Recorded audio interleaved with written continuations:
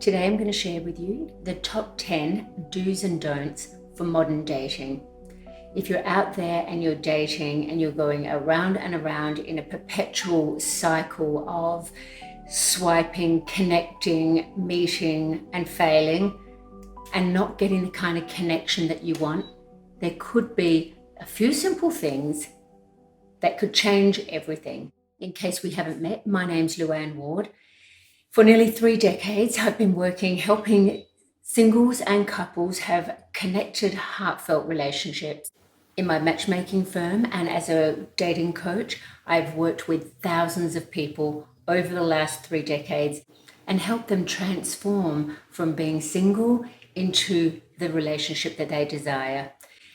Recently, I surveyed over 1,000 people to find out the real truth, not the truth as I know it, not my opinion, but the collective opinions of over 1,000 singles. And from the survey, I've collated the results and put together the top 10 do's and don'ts. So some of the results might not be a surprise, but there will be a couple, especially number 8, that I do think is worth paying extra attention to. So let's have a look at the top 10 do's and don'ts. Number 1, you might connect with somebody via a text message. You might swipe and start your communication via text. But when it comes to setting up a date, 56% of people said that they prefer a phone conversation to set up a date. Psychologically, we connect better with somebody when we hear their voice, when they show their social confidence of actually picking up the phone and setting up a date. So don't set up your date via text. Do pick up the phone. Number 2, do not dislike pets. Okay, if you're not a dog person, you're not a cat person, that's okay. So 91% of people said that if you hated their pet, it would be a deal breaker. I think we have to remember that pets have become almost a part of the family. Well, they have become a part of the family. And so when you accept somebody into your life and you're dating somebody, it's important to that person that you don't dislike their pet. Also, when you're choosing a pet, of course, it's freedom of choice what you choose and what you choose to love. But just keep in mind that 26% of people said that somebody that had a reptile as a pet wouldn't be someone that they would consider dating, particularly snakes. Have you ever dated someone that hasn't liked your pet? Or have you ever dated someone that you didn't like their pet? Share your comments on that one, because our pets are a part of our family, and so not liking someone's animal can be a big turn off to dating them. Has it ever happened to you? Love to hear your comments on that one. Number 3, do take it slow. Everything's moving so fast, and we live in a society of instant gratification, of wanting it and wanting it now. When it comes to dating, moving too fast through the dating process and not spending time getting to know somebody is starting to be a turn-off. So trying to kiss somebody too soon, sexual advances too quickly, sending of the old DP are not appreciated. Slow it down and don't move too fast. Enjoy the dating process. Enjoy getting to know somebody. Number 4, do not underestimate the power of clothing. So the perception that somebody has of the way you dress, whether it's right or whether it's wrong, people are going to judge you for the way that you dress, both in your photos online and also how you present yourself. Believe it or not, ladies, too much cleavage, too much leg, too much hanging out all over the place. Guys want something to be left to the imagination. And if you're on a date with them and everything's hanging out, they think that you're like this all the time with every single person. And likewise, the guy standing in front of the mirror, bare chest, with a bathroom selfie, this isn't a big turn on for the ladies either. Now, these are not my opinions, of course, but those 2 things in dating profiles were not really that well accepted. And nor was the high-vis work clothes. So if you're going to make a dating profile, think about what photos you're going to use and don't underestimate what you're actually wearing. Take off your sunglasses. That's another big no-no. So what we're talking about here is, ladies, leave a little bit to the imagination. Take off the sunglasses. Guys, step away from the bathroom mirror and have a proper photo put up. Number 5, do remember to clean up your social media. When you're dating and you're connecting with somebody online, it's normal and natural that they're going to check out your social media before they meet you. You've all done it, and you're all going to probably continue doing it. So what does your social media say about you? Have you got photos there of your ex? Is your social media a shrine to your ex? 41% of people said that after checking out someone's social media, they're either less excited about meeting them or change their mind altogether. And 41% is massive. It's not all bad, because 21% actually did say that after checking out someone's social media, they're even more excited about meeting them. So it just goes to show you that if you are going to be on social media and you're dating at the same time, have a think about what you're portraying. What is your image portraying? So number 5, clean up your social media. Number 6, do not neglect your hygiene or your physical appearance. Whether we like it or not, you will be judged for your appearance, and not just your presentation of your clothes that you're wearing, but your overall, how do you take care of yourself? So guys, if you've got facial hair that is just run wild, trim your beard if you're going to have a beard, or take a shave. What are your nails doing, ladies? Is your hair washed? How do you smell?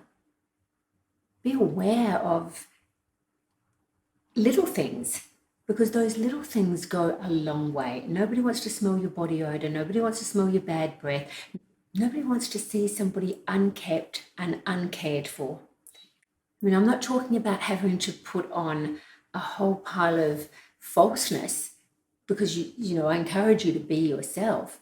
But if your best self is turning up on a date and you haven't taken care of your hygiene, how are you going to care about anybody else? So think about your hygiene before you go on a date. Number 7, do be transparent and respectful. I think it's pretty unanimous that being ghosted, being blocked by somebody, being ignored, being lied to, finding out that the person that you're dating is also dating other people, these things hurt. And it was voted one of the most important qualities that everybody is looking for is someone who's honest. So be transparent and use your manners.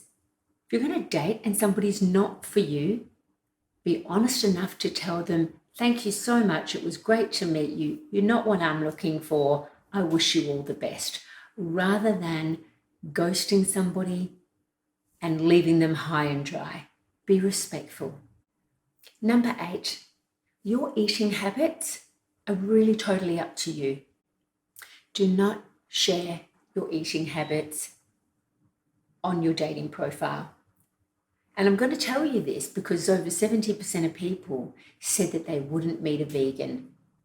Interestingly, vegans did not have a problem with the carnivores, but carnivores tend to have a problem dating somebody who's vegan or who's vegetarian. This is not relationship breaking stuff. Prejudices that other people have before they've even met you need to be a little bit avoided. There's some things that are a need to know basis, and many people out of ignorance will decide, oh gosh, I don't want to meet somebody who's a vegan, because they think it's going to affect them somehow. They think you're going to try to transform them into being a vegan also. So just think about, that's your choice, but letting somebody know before you've had a chance to connect with them and before they've seen who you are and that they can see that it's not going to affect them, it's really worth keeping that card to your chest and not being judged. So number 9, do remember to watch your mouth. And when I say watch your mouth, we're not just talking about some oral hygiene and clean teeth. These are clearly very important things. Nobody wants to kiss somebody with rotten teeth. So your mouth, it's not only just your teeth, It's what comes out of your mouth. The words that you speak. I'm not saying you can't drop the F-bomb every now and then, but I'm talking about your general attitude and what you tend to share. And when we're talking about your mouth, you use that to consume food. How are you consuming the food? Are you a loud chewer? Is your mouth wide open? Are you swilling and slopping and crunching? Think about your mouth, what you're putting in it and what's coming out of it. And number 10, do not forget to write right. You might not be a good speller, that's fine. But there are a whole pile of spell checkers that you can download for free. And if you're going to be communicating with somebody online, the way that you spell and the effort that you put into your communications is important to other people. Once again, these are not my do's and don'ts. This is a collection of over 1,000 people that I've surveyed. Now, these are things that have been said to me for many, many years. But I think as a society, we're becoming more and more fussy when it comes to dating and when it comes to choosing a partner. So the way that you spell and the way you put a sentence together is important to a lot of people. It's also important that you're using your emotional intelligence when you're communicating with somebody and you're thinking about what it is that you're texting. And you have to remember that written communication is an essential part of dating. Certainly in the 21st century, we're texting more than ever. And if your texting is not up to scratch, unfortunately, you're not going to get off the ground. Intellectually, people want to match with somebody that they perceive as their equal in a mental capacity. You can be an intelligent person and just not take time and attention into spelling correctly. This is important to a lot of people. It's not important to everybody. But what I'm sharing here is to help you date better. So if you use all of the 10 do's and don'ts and you put those into practice, you're going to find your results are going to change. And that is just a fact. I'm not talking about changing who you are. I'm talking about doing things and doing things well. And falling in love and finding a mate and finding a partner and settling down and whatever your construct of a relationship looks like, it is one of the most important things that you're ever going to do with your life. So it's worth making an effort. And for the simple little things that people are not aware of, when they're going out and they're dating and they're meeting new people, it's not that hard as to increase the probability of actually getting off the app on the date and on the second date, on the third date, on the fourth date. But if you're not doing the do's and you're not leaving the do nots behind, you're just going to be caught in the perpetual cycle of being single on and off, on and off, on and off continuously. Next week, I'm going to be sharing the dating traps that people fall into and some tips for getting out of those dating traps. Again, it's a bit of an extension on the do's and don'ts of dating, but this is based on years and years and years of research, how to actually connect with people, how to do things differently, how to avoid the traps that you're stuck in and change the outcome. So thank you for tuning in. I hope you found these do's and don'ts useful. Please jot your comments and let us know. Have you ever dated somebody who hasn't liked your pet or who hasn't liked animals and you've thought to yourself, I don't really want to date that person, it doesn't seem right? Has it ever happened to you on a date, just been turned off by the way that they eat and their table manners?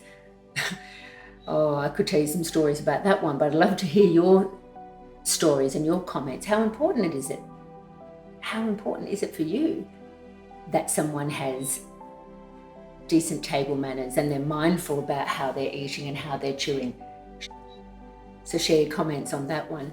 Thank you all for tuning in, and I look forward to being with you again next week, and I wish you all a great week.